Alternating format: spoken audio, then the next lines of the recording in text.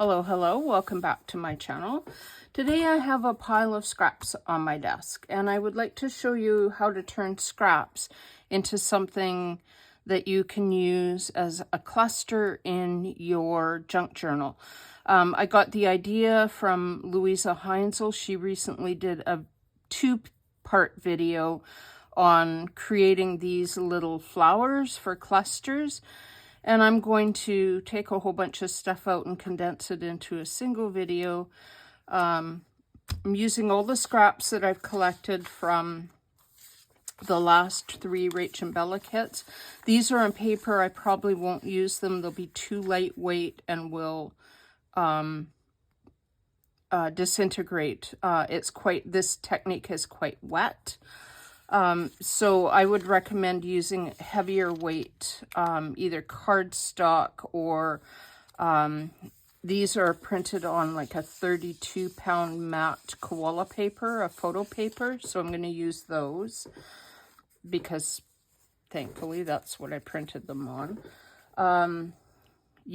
If you are going to do something like this, you will need either a flower punch of some kind. I got this at a thrift store. It's a Martha Stewart, the little hydrangea petal. Pretty pleased to have found that. I have a random collection of floral dies that all came off of either Timo or AliExpress. My apologies in advance. I do have some Sizzix dies, and if I use these, I probably won't use this one. This is 661190. Don't know if you can see that. And it is Wildflowers 1. I think this top one might work. This, because of the size of it. And you don't actually need flowers that are like stacking flowers. You just need whatever you have. This is my favorite. I just love it. But this big one is erratic and temperamental and doesn't cut very well. But I do like this one and this one, so I will use those. That's Wildflower Stems 1, 664163. I wait for these to go on sale on Amazon because otherwise they're too expensive for me. The Sizzix, this is 665221, and I'll use this one here, and that's Wildflower Stems number 3. And then the other thing you need, obviously, is a pile of scraps, which I hope you've been hoarding. I have. And it's, seriously, it is time for me to empty my scrap bucket. It is screaming at me. Huge. You'll want some random bits of like lace and lace and lace and lace and lace. Yes, I always have lace. Everywhere I have lace. I don't like, and then you will need, and you will also need, distress sprays of some kind. Oxides, regular, whichever you prefer. And I have been collecting these over a period of time, so I do have a few now. And you can use re-inkers, and you will need wet wipes for when your moss green goes rogue on you. Not sure what's wrong with it. I can't even like shake it anymore. It gets like all over everywhere. Might need to buy more wet wipes. I only have one left in there. Oh. And if you don't like mess, you could get rubber gloves and use rubber gloves for this. Or there are a lot of other videos this week on, yeah. So one of the things that you can do is you can take your little flower punch and just punch out a whole bunch of flowers. Like so. And I want these like bits from the edges. These collage kit pages will work super well because they've got a small bit of text on there, and that's going to give me some interest that will really excite me. So in the power of video editing, the next time you come back, there'll be a pile of die cuts on my table. Or maybe not a whole pile. The other thing that you can use is you can use old book pages or music pages if the page is heavy enough, because that will also give you some very interesting little effects. So, well, another interlude before I cut more die cuts. This is a really good way to use up those bits that go around envelopes in Rach and Bella's kits. She has quite a few, and I've been saving all of them from these 3 kits. So I have quite a large stack of them. And if you print so that your envelope is on the white side and then print something else on the back side, you could wind up with quite a bit of what seems like waste digitals. Well, we're going to use those.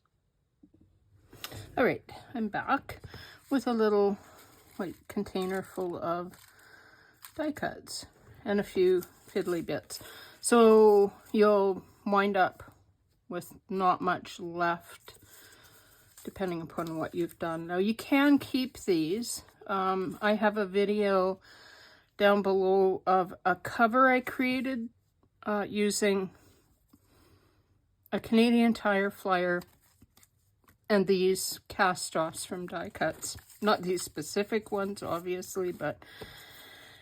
So you can leave these at this point. I'm going to move this elsewhere. Those may factor in later. So you could, at this point in time, just create a cluster using, I don't know, some randomy bits. Like cheesecloth, other cheesecloth, and I had this idea. I was like, and then it went somewhere else where my brain is apparently not at this moment in time.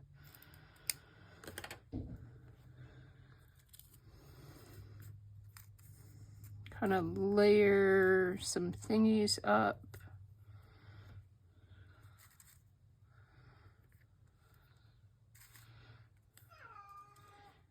And none of these go together. Like, they're not, these dies are not necessarily from the same thing. But don't worry about that. It's all part of what you're trying to put together.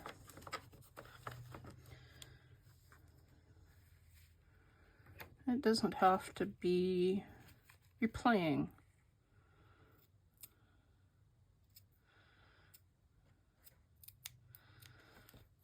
You could add more anything. And don't worry about what it looks like. Just the end result is what's going to be important.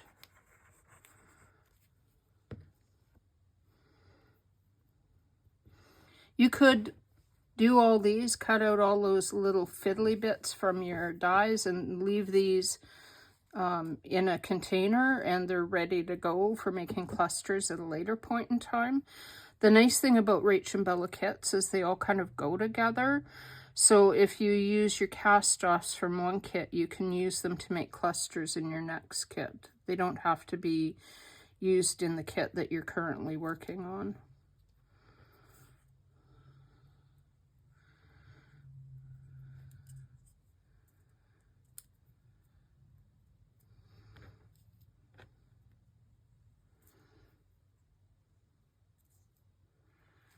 Let's put that way and hope it stays.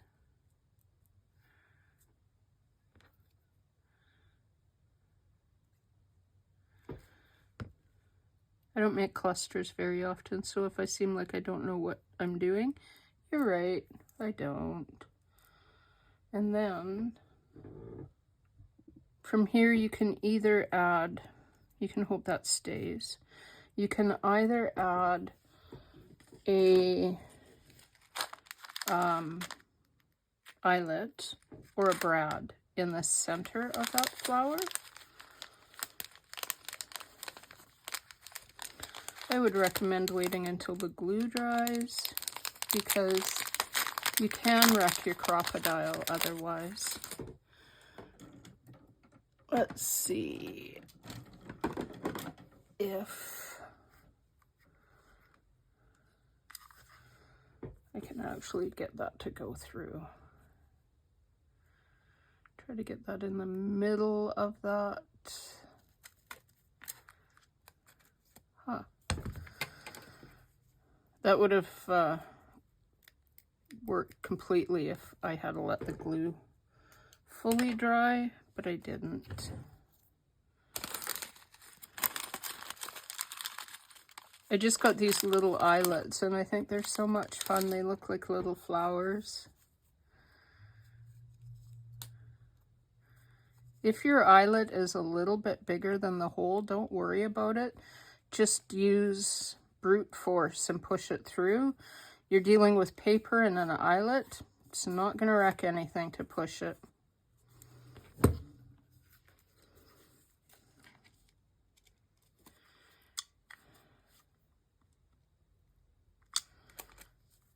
And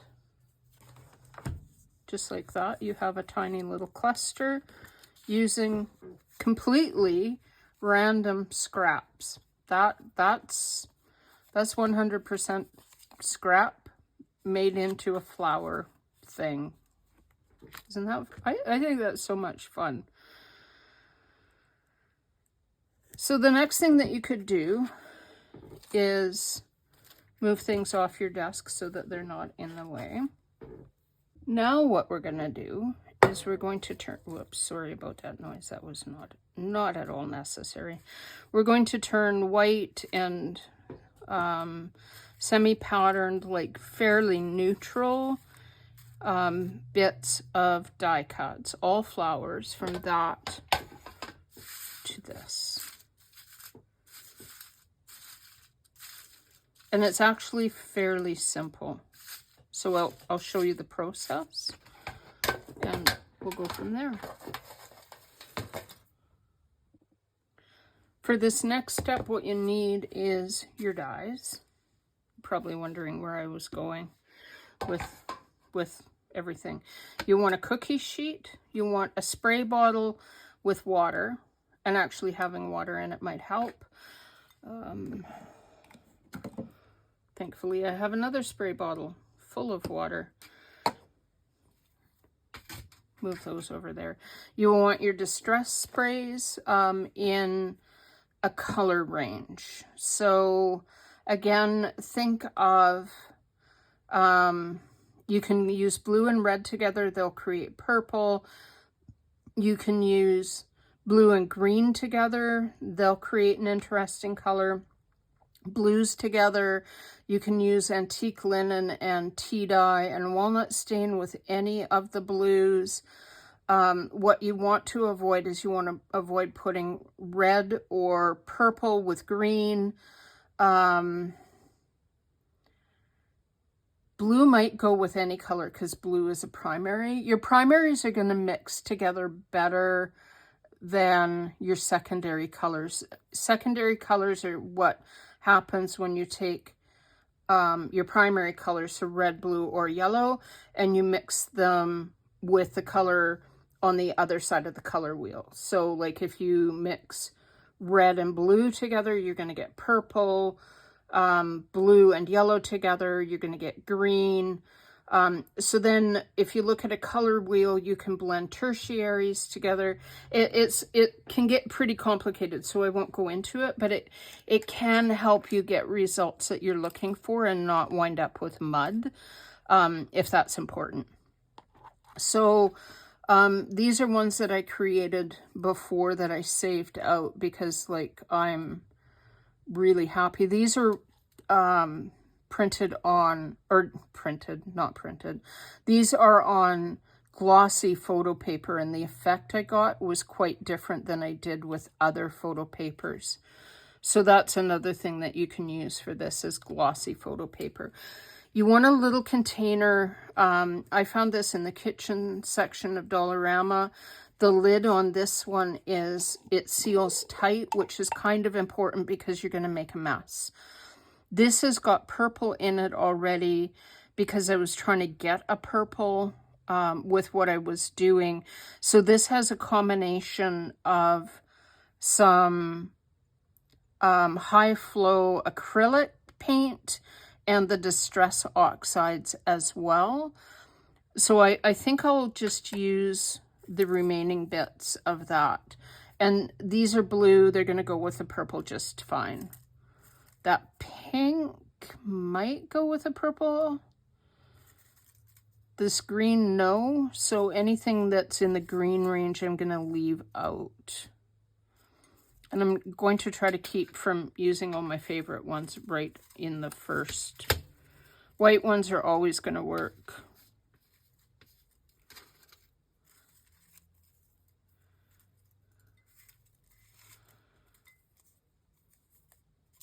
So once you throw a bunch of random die cuts in your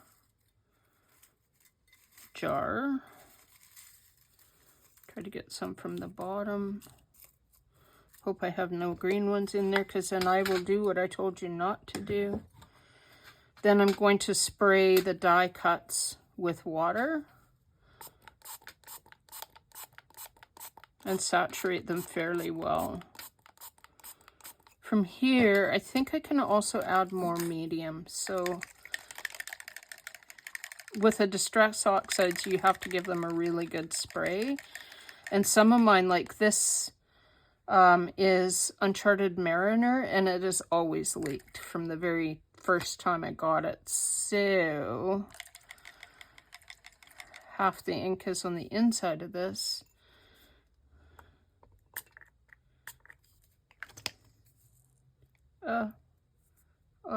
All over everywhere.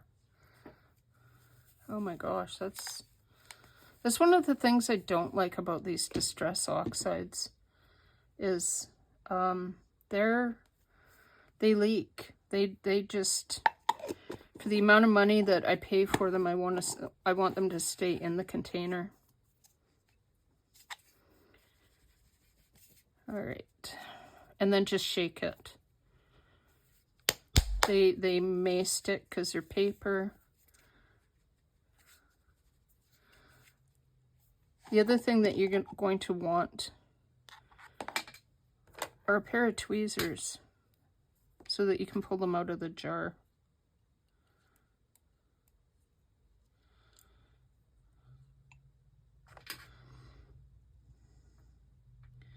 And then just lay them on your cookie tray.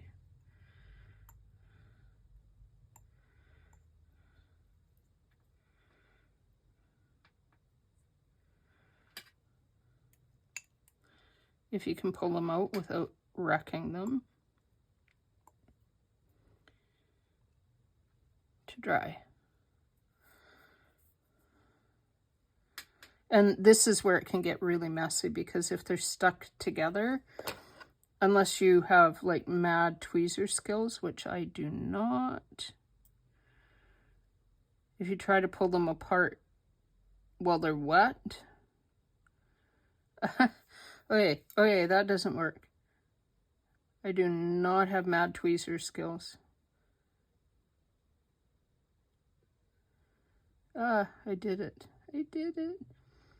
But you can see already the interesting effects that you can get with that. And it looks like there might have been some green in my container. I also had, like this one is on a, oh no, that is a digital. That's an edge of the digital. If you're using a digital with inkjet, the inkjet might bleed with the water and create interesting effects as well. So that's another thing to keep in mind. And I think that that will be part of the fun of what happens with these. Oh my gosh, I love the color of that.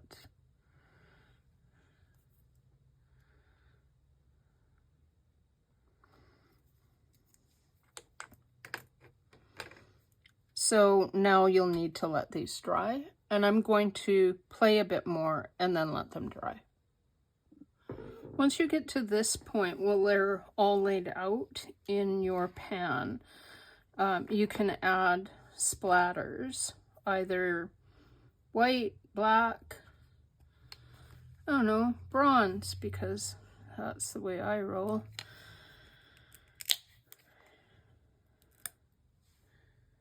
It's the steampunk influence. I'm just gonna put a little tiny bit on the edge of my mat.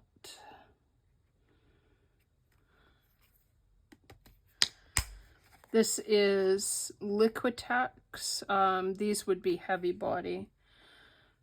I also have, I've had these for years and years and years. I have iridescent bronze fine. It's almost empty, so that's why I'm using the other one. I prefer this bronze. It is delicious. Like, I don't know if you can see the difference in the color. This is much more coppery. The golden heavy body copper is very much closer to the color of the Liquitex copper, which makes me sad because I'm out of copper. If you're doing something like this, you'd want to water it down, especially if you're using a heavy body. If you're using a fluid acrylic like this one, you still need to water it down, but not nearly as much.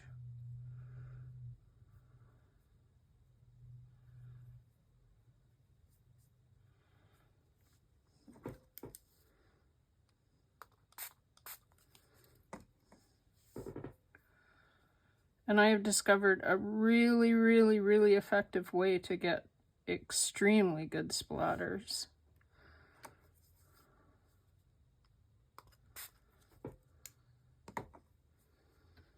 So rather than holding it over my finger,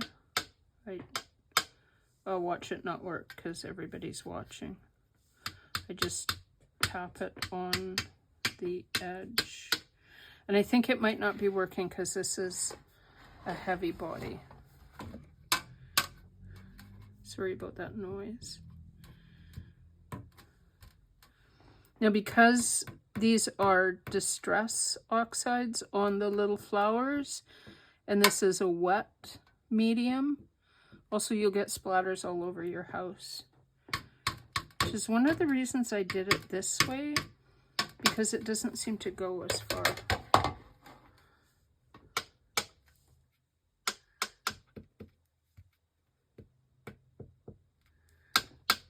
Yeah, I think I need more water to make that work.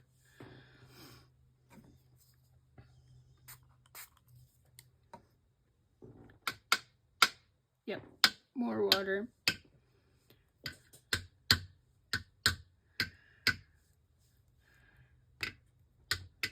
If anybody saw my last video and I said, oh, I have copper all over my paper, this is why.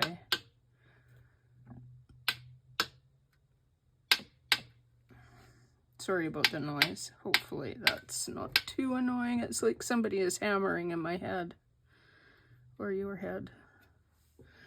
These droplets are going to spread because the pigment on the little flowers is not dry. So that's another thing that you can do. It is now considerably later, and most of these are somewhat dry, fairly dry, a little bit dry. They take a long time to dry. Quite a long time to dry. I can notice that the last time I did this, I did them on strictly white paper. So everything that you got was the result of the interaction of the Distress Oxides with plain paper. I can see some little bits of the digitals on some of these pieces, but not all of them. A lot of them they come across looking fairly simple. But this one, I didn't use any orange at all. And this one, it had another piece resting on top of it, and it turned like flaming orange. And I'm not sure front and back. So I don't know if that's a reaction from the digital with the Distress Oxide or where that flaming orange came from. But it is fairly interesting. So I'm going to use that one. And then I added some white splatter spray, and it hit right dead center in this one flower, completely unintentional. And I don't think I could get any better than that. That's a little damp. I'm going to have to heat that with a heat gun. And I think the digital might have been on the other side of this little piece of paper. And I really like the color of that. That is magic. And then this one I really kind of like as well. That's a bit damp too, so I probably need to add some heat to that. That's obviously from a digital. You can see a bit of the writing in the corner. And some of these had some blue on them. So let's make a cluster from some of these. Some of these will fall apart, like little bits and pieces will come apart. But if you're making clusters out of them, I don't think that's going to make that much difference.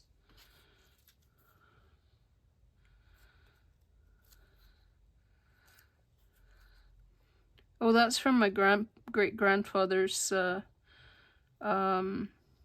music paper.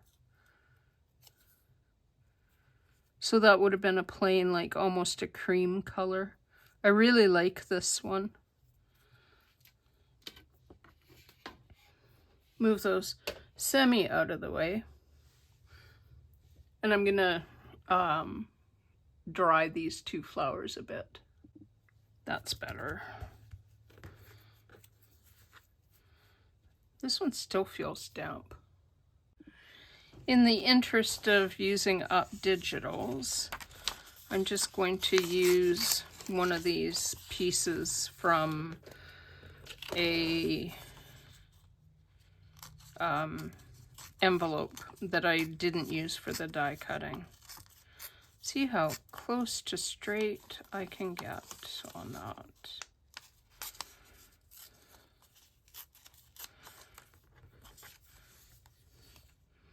Almost threw that away, which might have been a good thing.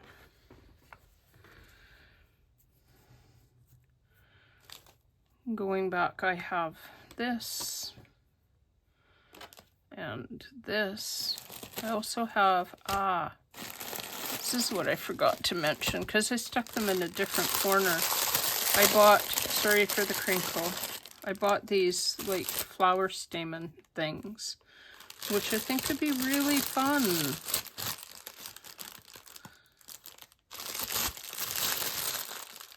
So I have light blue, two different kinds of pink, pale green, and I love this dark blue. Like, I love that dark blue.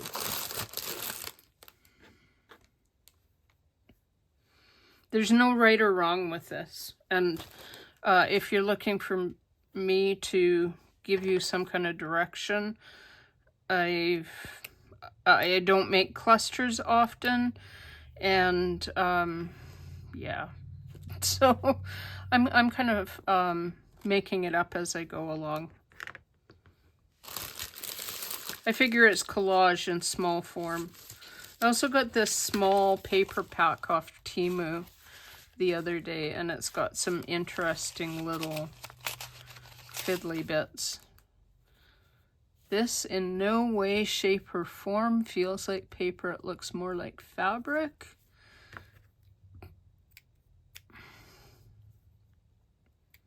Kind of like a spider web.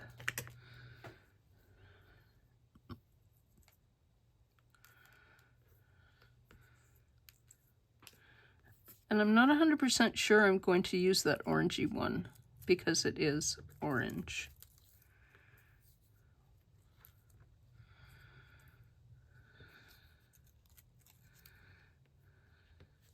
Yeah, I don't like that. Let me find another one.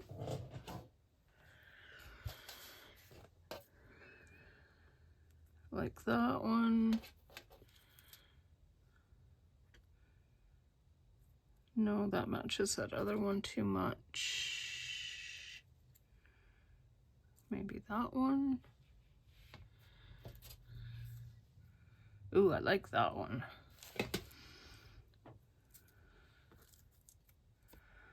Let's try this one.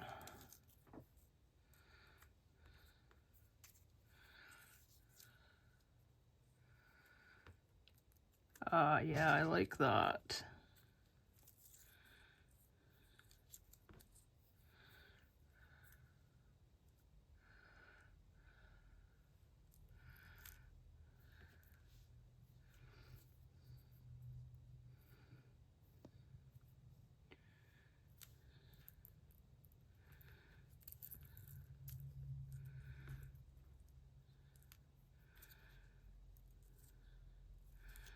Okay, so I'm gonna glue some stuff down.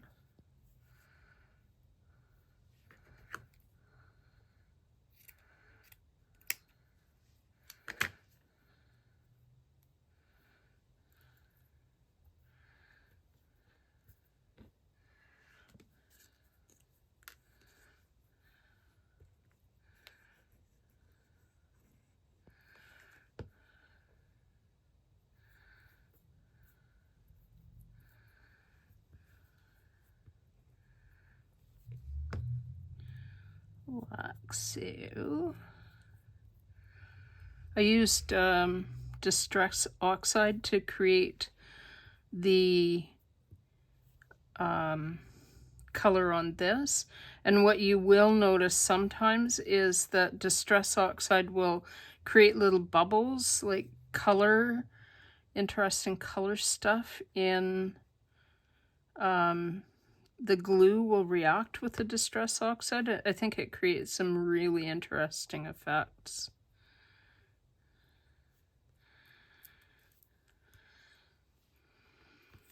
I'm not really paying attention to how I had this before. I don't think it really matters.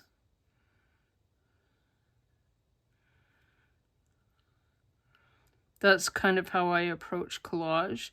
I'll put it down, and mostly when I lay it out to begin with, I'm looking to see if colors go together. I'm not looking to see if I like the layout necessarily. Sometimes I am. Like, sometimes I'm pretty exacting about layout, but for the most part, I'm not.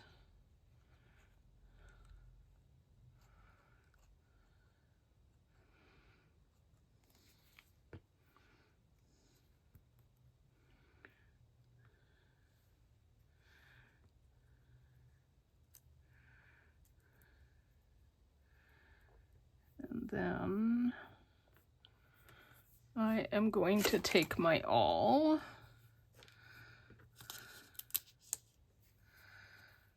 and poke kind of through the center of that. And then I want to take a small-ish brad, like smallish. They've got fairly short legs, but they're not that short as far as the actual brad is concerned.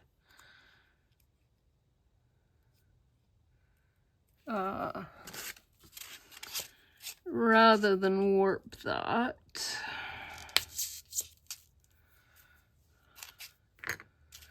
just use a piece of styrofoam and poke from the top down.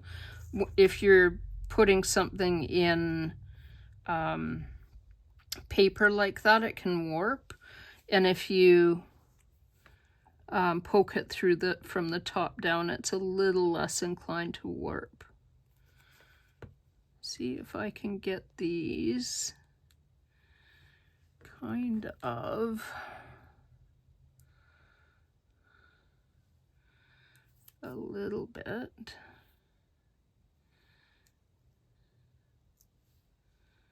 around that hole.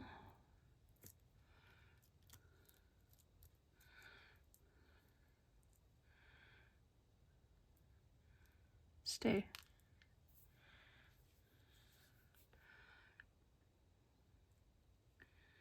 You know, stay.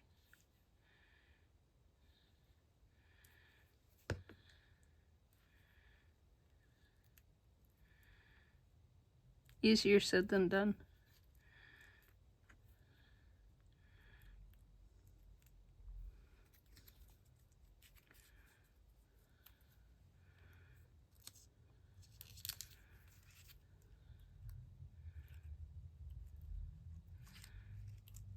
In like that, like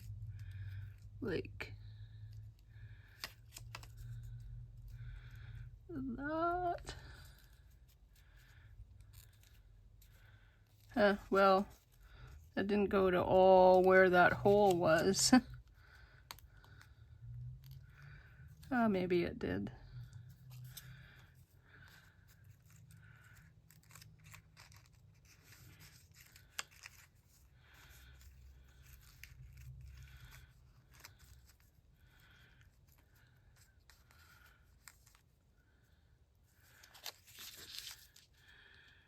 And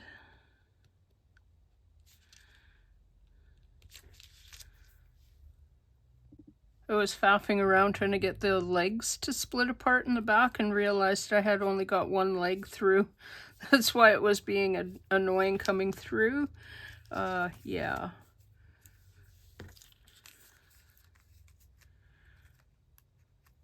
I think those seem to be adhering so that they're not going anywhere.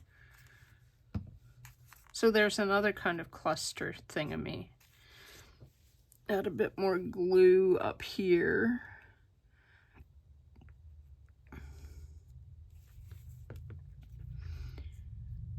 So that little bit of gauzy. So that's something else that you could do. Oh man, I love this effect with that like wispy where the paint splatter kind of came out in that. That to me is like a bit of magic. So that's another thing you could do. So this is without any Distress Oxide. You can really see the digitals coming through, and that's all from leftover bits. And then that's with Distress Oxide. You lose a bit of the coloration of the digital, but you get some pretty funky effects. Like that to me is so cool. You could make up a whole bunch of those in advance using your color palette from whatever digitals you're working with. You could print digitals and like die cut little elements and stick them in a container, and then as you need them, put them together. You could put a whole bunch of these together and just stick them somewhere and use them as you need to in a project. And hopefully that gives you an idea of how you can use some of the tiny little bits of leftover digital kits. Like, just cut little dies, use a punch, use die cuts, and then glue them together and make like funky little elements for your junk journal. For those of you that are new and have stopped by from the collaboration with Rach and Bella for the 100 days of junk journaling inspiration, thanks so much for stopping by. And if you like this video, it would really help me and my little baby channel grow if you liked and subscribed. And until next time, have a wonderful crafty day. Bye.